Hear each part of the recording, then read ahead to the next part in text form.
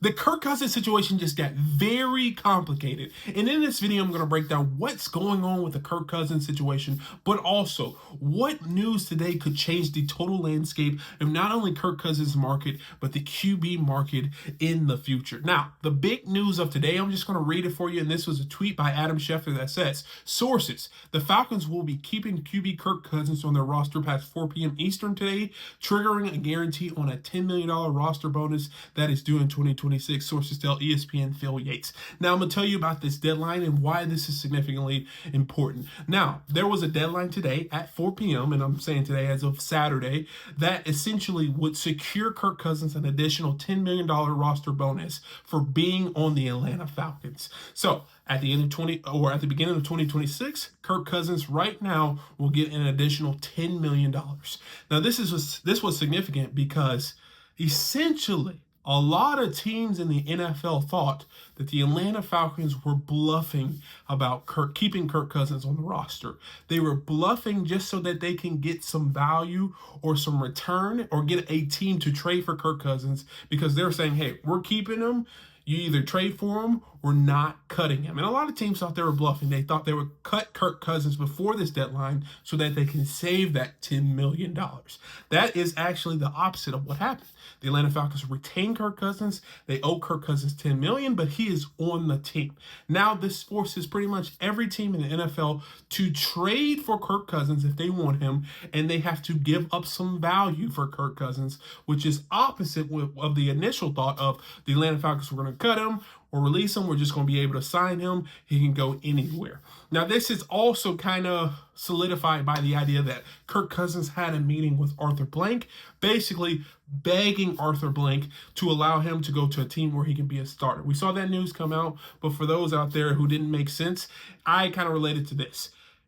Basically you ask one parent for something, they say no, and then you go ask another parent behind their back for something, and you hope they say no, yes, and then you can get your way. That's basically what happened with Kirk Cousins. He asked the Atlanta Falcons to release him so that he can sign with any team. The Atlanta Falcons GM, Terry Fontenot, and coach basically said no. He went to the owner, Arthur Blank, and was like, please let me go to a team that I can start. Arthur Blank said, hey, no, we're doing what's best with the Falcons. And so because of that situation there, Kirk Cousins is still on the roster. Now I want to add another layer. Basically, Kirk Cousins has a no trade clause, where essentially he has to waive that clause to be traded. Now, if the ultimate goal for Kirk Cousins is to start on an NFL team next year or play on an NFL team next year, other than Atlanta Falcons, he will be forced to waive that no trade clause, which is another layer of complexity in the whole situation. So as of right now, Kirk Cousins is on the Atlanta Falcons team. He is going to get his $10 million roster bonus, but teams will have to trade for Kirk Cousins in order to get him on their team rather than them wait for him to get released and then sign him. That's a big deal. Now, right now, currently constructed, there's about 5 teams who need quarterbacks. 2 of those teams are probably going to take the 2 top draft picks, and then 3 of those teams are going to be without quarterbacks, but are looking for starter level caliber quarterbacks. Now, right now, not including Kirk Cousins, I would say there's probably 2 quarterbacks on the market that started last year and that could go to possibly these teams. And that's Russell Wilson, and that's, I'm drawing a blank on his name, the guy that played Aaron Rodgers. Those 2 players will probably end up signing somewhere, and those are the only starting caliber quarterbacks on the teams. So right now there is one empty roster spot, or one team that needs a starting level quarterback that could trade for Kirk Cousins. Now, depending on the shuffle, depending on who goes where, the 3 teams I'm talking about is Pittsburgh Steelers, I'm talking about the Browns, and I'm talking about the Vikings. Of those 3, 2 of those teams are going to get either Russell Wilson or Aaron Rodgers. That leaves an odd man team out.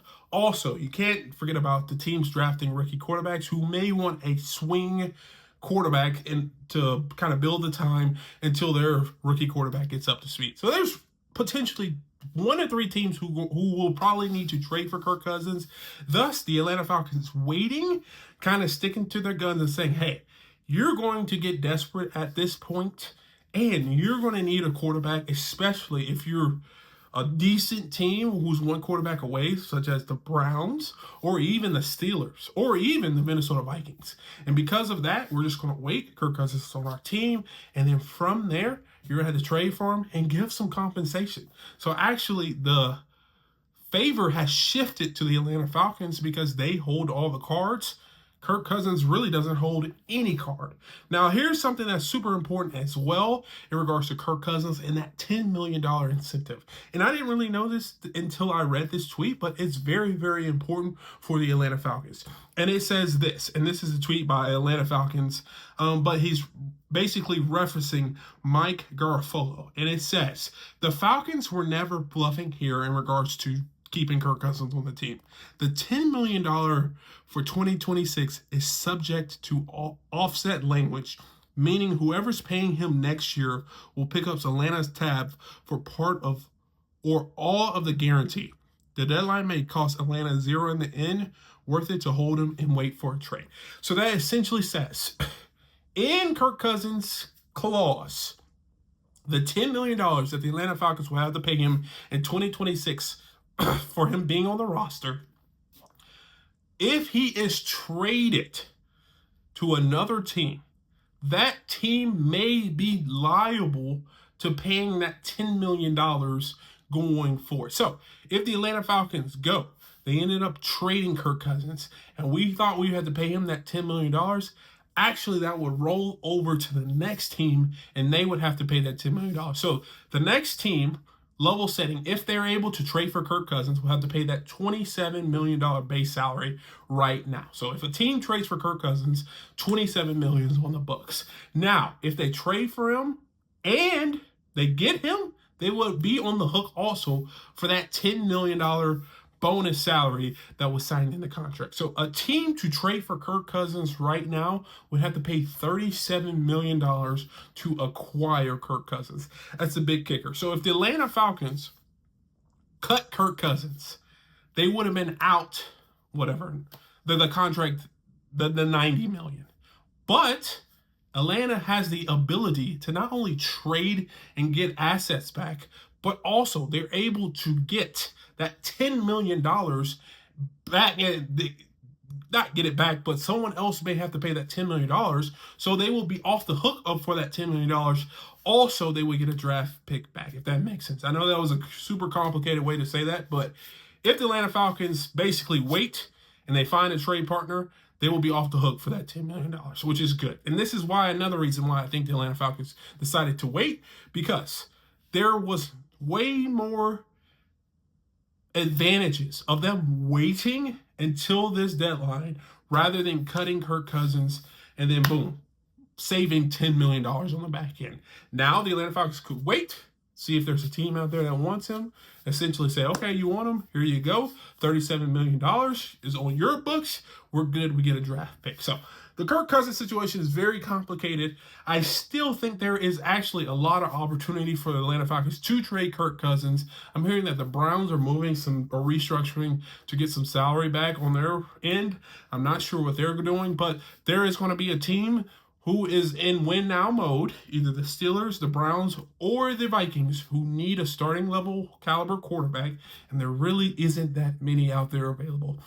And I would not be shocked if Kirk Cousins ends up signing with either getting traded to the Browns, the Steelers, or the Vikings, and Atlanta Falcons ending up coming out on top of the end because they were very strategic in this deadline and paying Kirk Cousins an additional $10 million of his bonus. Now, if you agree or disagree, leave a comment down below. Let me know if this makes sense, and let me know if you want to see or who you want to see Kirk Cousins traded to. And if you want to see more videos like this, check this one out right here. And like always, peace.